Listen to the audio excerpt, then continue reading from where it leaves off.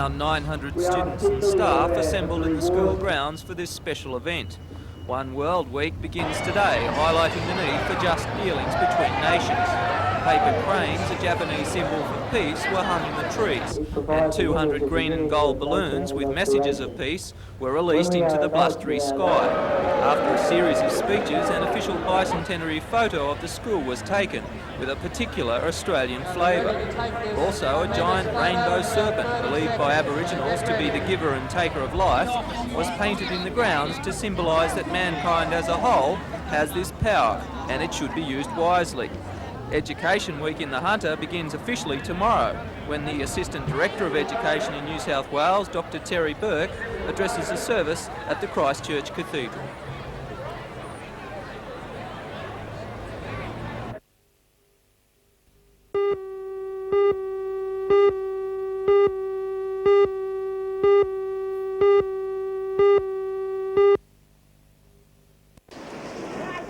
In small surf, former world champion Tom Curran of California beat Queensland's Gary Elkerton in the final to claim his third OP Pro Surfing Championship.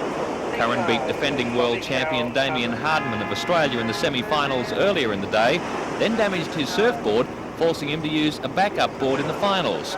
Elkerton, rated number 2 in the world, had beaten Jeff Booth of Laguna Beach in the semis, while Booth had eliminated defending OP champion Barton Lynch earlier in the week.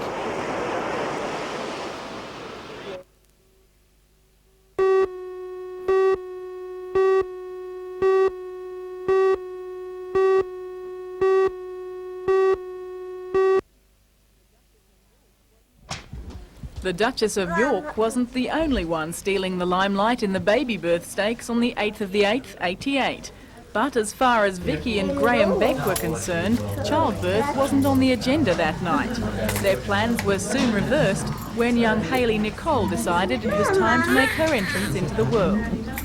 I'd just been watching TV and went to bed at 9:30, and by 9:45 I had a pain, and by 10:30 she was born. Although the birth was a week overdue, Vicky had been visiting hospital until 6:30 that evening. As there were no signs the baby was on its way, she went home. Later, when she realised she wouldn't make it back to hospital in time, her husband Graham called the ambulance. Now resting in the Mater Hospital, Vicky has nothing but praise for officers Robert Hiles and Robert Dunn, who brought Hayley into the world. A tiny 7-pound, 9-ounce sister for brother Gary. This is in fact your second child. How did the birth of this child compare with the first? Well, the first was 12 hours long, so it was totally opposite. And this one was just all over in 3/4 of an hour. And what was your immediate thought when you realised you were going to be having the child at home? I panicked. I panicked, but my husband was really good.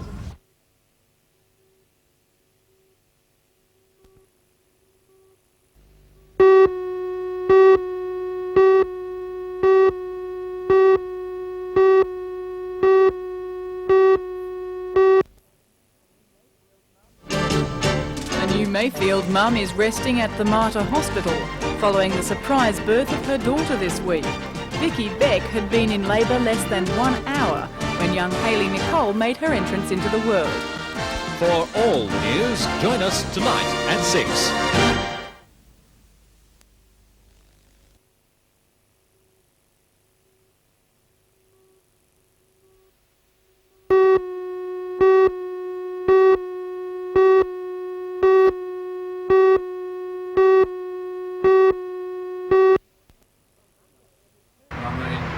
On Monday, a determined Jeff Mulborough of the Health and Research Employees Association warned a storm was brewing amongst ambulance officers statewide and predicted it could erupt here in the Hunter.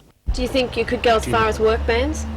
It's not beyond the realms of possibility that could occur, yes. Do you really feel this seriously about this issue, Jeff? We do. It's seeing the people in need of medications that are there, that are effective, that are potent. They work, they're there. 8 months ago we were supposed to be in line with them, and 8 months down the track there's nothing. The row is over paramedics having access to the medications morphine and moxilin. The officers claim they were given the okay from the Department of Health to use the drugs 8 months ago, but they say Health Minister Peter Collins is refusing to give his seal of approval. Today, ambulancemen from the Hunter Valley, Central District and Illawarra regions met with health officials to thrash out a solution. None was found, and the officers now say it's time to get tough. They've told Mr Collins he has 2 days to declare the drugs theirs, or they'll resort to work bans, possibly just on paperwork, or perhaps they'll restrict their duties.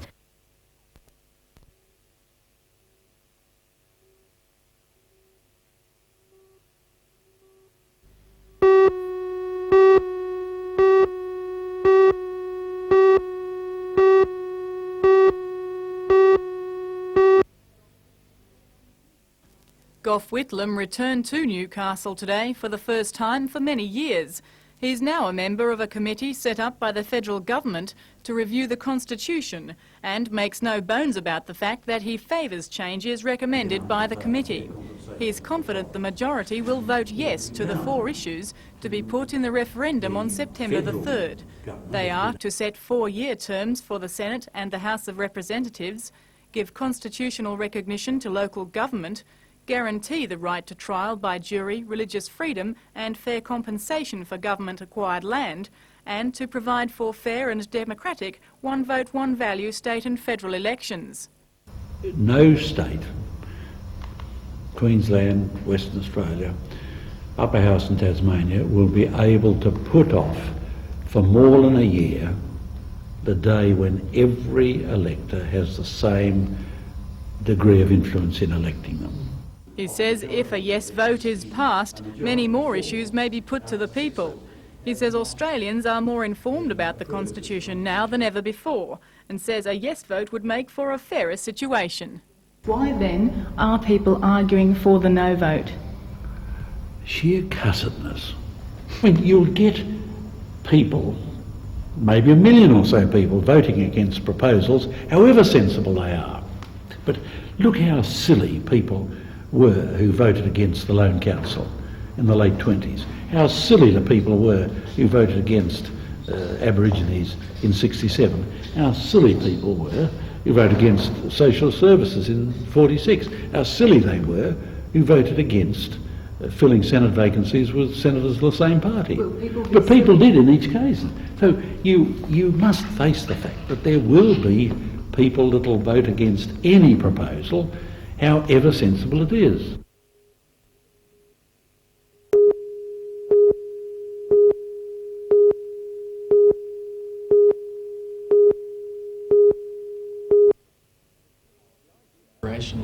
To see how the idea is the brainchild of 25-year-old David Glenn, who has spent 3 years carefully nurturing his idea into reality.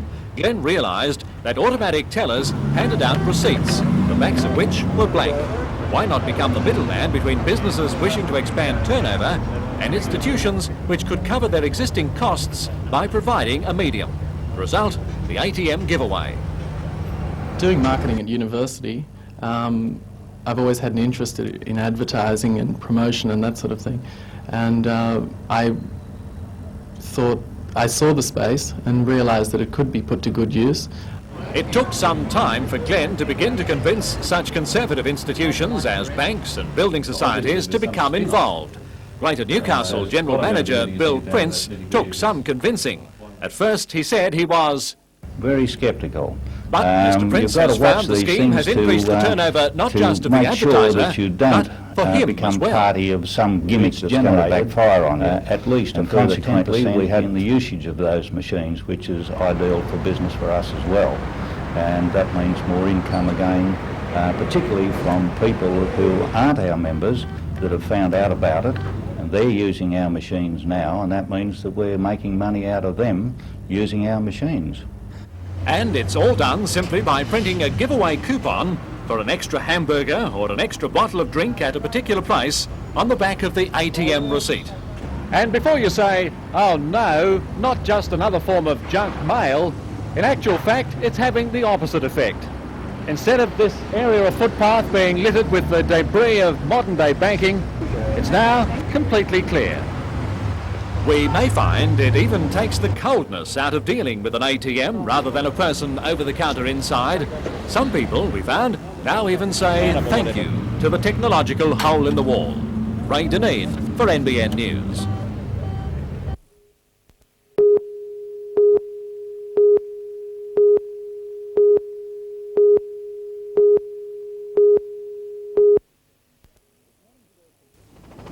This morning's first competitive section south of Mount Isa started more than an hour late when the official advance vehicle became lost. However, the pace soon picked up over the 149 kilometres, which became rough towards the end stages. The section was made tougher with 11 gates having to be opened, but in the second section there were more gates, 29 of them. Ross Dunkerton continued his strong showing in the autos despite the dusty conditions, with the officers in second place losing time with electrical problems in their Pajero, while Michael Goddard is showing the way from Steve Chapman and Jeff Thomas in the motorcycle division. Leading overseas rider Hideaki Suzuki. His safari ended when his Yamaha caught fire and was destroyed. Luckily, Suzuki was unhurt. While the leading drivers and riders are battling for outright, John and Helen Avery and Helen Mackay from northern New South Wales are still in the event. The performance even more meritorious as 27-year-old John is a paraplegic. A Toyota Land Cruiser, specially equipped. We didn't think we'd be coming this high up in the field after yesterday, but it's good to see that we're finally hanging in there. Just hope we can keep on doing it. The long dusty drives and rides are certainly taking their toll on the field in this year's Wind Safari, and it's not getting any easier. Tomorrow, a 600-kilometre run from here at the Hamilton Hotel down to the heart of the Channel Country at Windor.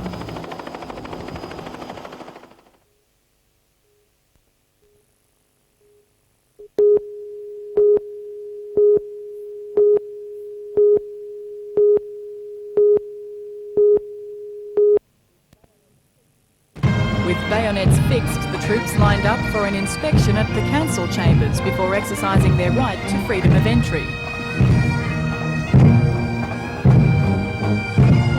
It was a little like the great homecoming parades of the World Wars, as the 400 army personnel marched side by side through the city centre to the cheers and waves of hundreds of smiling townsfolk.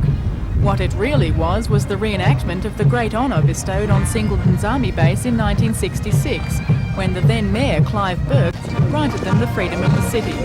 Once, when armies relied on their feet to carry them across the countryside, such a practice was a necessary formality to ensure the troops could pass through any town they came across. Now it's an honour bestowed on only a chosen few.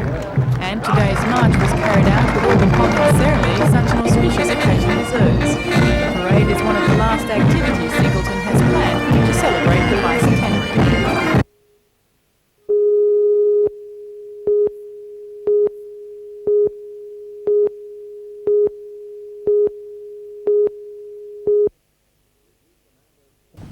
The new commander's first formal duty was the presentation of national medals for long service to 4 officers. Russ Cook takes over command from former Superintendent Lloyd Noonan, who recently retired.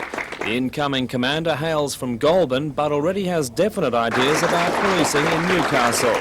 Street crime, particularly in the early hours on weekends, continues to be a source of public concern. He believes part of the solution is an even greater police presence in car patrols and, more importantly, on the sidewalk.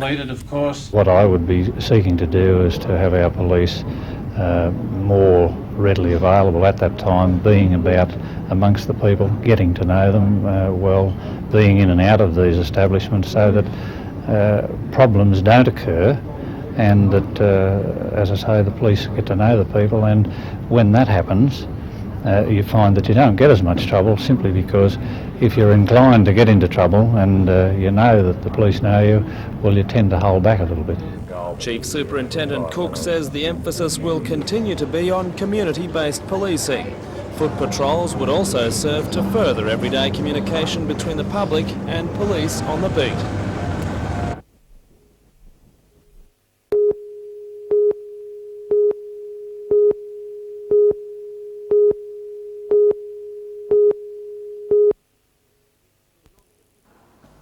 The non-producing shareholders, called Dries, were cut out of the co-op at a meeting in Newcastle in May this year.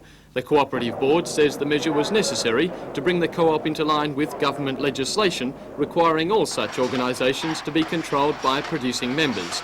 The Dries fought back, however, calling their own meetings and making representations to the Minister for Business and Consumer Affairs, Jerry Peacock.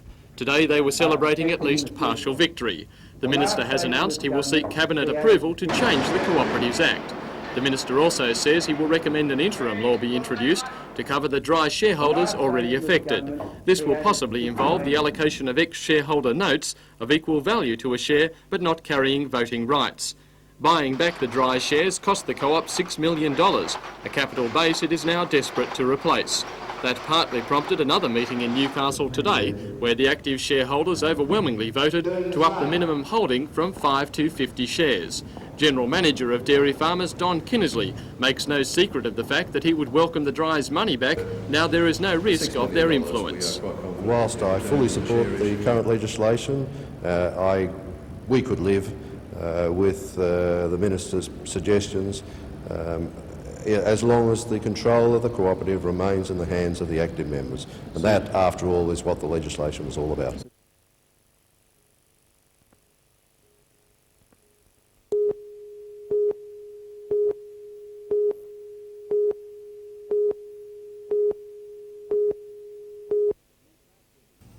The new tactics mark a dramatic break with traditional police methods. Mr Nixon says the police have gone to the public and to the government to identify what they believe are society's biggest problems. Instead of battling crime on all fronts, the new approach is to draw up an agenda of targets and hit them hardest. At the top of the list is motor vehicle theft, which police want reduced by 10,000 at the end of 1989. Vandalism shares priority and community cooperation is likely to play a major role there. The agenda aims for a reduction in street crime as well, in a general move to make the public feel safer on the streets. Surprisingly, stock thefts in the country will share equal billing in the program. Lower on the list, domestic violence, drug abuse, child abuse, sexual assault and the road toll are also targeted. Mr Nixon says the program will be monitored and the public asked to give their assessment. We will monitor by public surveys and asking the public their perception of what we're doing, right or wrong. And of course, naturally, will they be monitored by the government themselves. The Assistant Commissioner says all-out concentration on the schedule means areas not on the list won't receive equal attention. We must attack the greatest problems, and those matters which are not of the great importance to the public and to us in the police themselves, they will have to have a lower priority. But most certainly we'll be attacking those matters which people are most worried about. Mr Nixon says niggling crime and nuisance matters like long-term feuds between neighbours, low-level domestic disputes and persistent false alarms will receive less attention from police. Whether the public is prepared to accept this apparent reduction in services for the sake of the larger objectives remains to be seen. But with the development of these programs,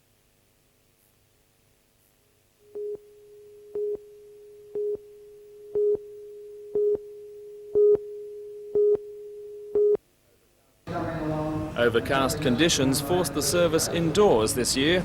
Group Captain Neil Smith of the First William Town addressed the congregation, saying the battle proved that whoever had control of the air had control of the war. He said that lesson is still relevant to today's Air Force despite many years of peace.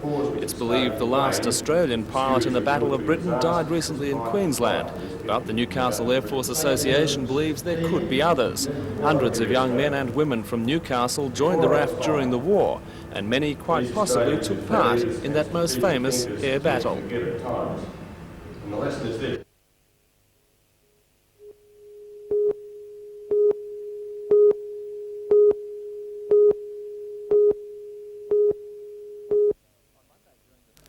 On Monday, during the first day of competition, Shoeback from Coolangatta had thrashed Johnston from Belrose 31-2. Today's match looked as though it would also be an easy win for the Commonwealth Games silver medalist, as he shot to a 21-14 lead after 21 ends. However, Johnston won 7 shots in the next 3 ends to draw the two Australian representatives 21 apiece. Johnston was choosing short ends, which was paying off against Shoeback, who was one of the world's top long end players. In the last end, scores were tied 30-all, and Shoeback was holding 2 shots. Johnston had the final bowl, but couldn't pull off a miraculous win. Meanwhile, Francis Greenway High has won the combined high schools knockout triples competition. Kevin Roberts, his brother Jeff and Scott Gardner made up the team that went to Wollongong for the final series. They beat South Grafton, last year's state champs Kanahooka and Gorican to make the final against Mullumbimby. Their opposition had 2 Australian junior champions and soon shot to a big early lead. But the boys from Francis Greenway won 19 of the final 22 shots to take the title at their first try, 22-18.